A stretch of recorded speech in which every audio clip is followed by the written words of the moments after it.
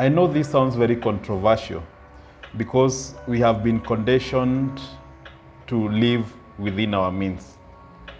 And I'm here to tell you that if you want to succeed, you should stop living within your means. Why? Because we are told that comfort zone is an enemy of progress. Then when I live within my means, it means that I'm comfortable with where I'm living. Living within my means, according to my interpretation, means that if I'm earning 10,000 Kenya shillings in my current workplace, I should be living in a 2,000 house, 2,000 per month rent house. I should be walking to work. I should be eating cheap food so that I can be able to live within the means of those 10,000 shillings.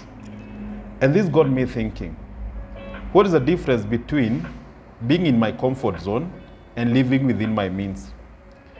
One of my mentors and my role models, who is a very, very successful person in the world, all of us know him, called Steve Harvey, said that the first time he went into an airplane flying outside the USA, he requested for an upgrade from economy class to the first class. So when he went to the first class, he really admired the space, the privacy, the service by the waitresses and all that. And he vowed that he will never again fly in an economy class. He always flies in the first class. So that is what happens when you stop living within your means. If, for instance, you are paying 5,000 Kenya shillings rent in an unsecure, dingy apartment somewhere, why don't you start thinking of ways to go and live in a house you are paying 20,000 that has parking? Because if you are living in a house that has parking, definitely your mind will be conditioned to buy a car when you see the neighbors parking. But when you live in an apartment without parking, you think that it is normal to walk. Now, if you are driving, maybe you are driving a small car, a 600cc car, and then you are told to be comfortable, live within your means. When you ever drive a 4,000 or 3,000 or 2,000cc car, okay? But there is one condition that you should meet before stopping to live within your means. You should be able to finance the life you want to live beyond your means. What am I trying to say?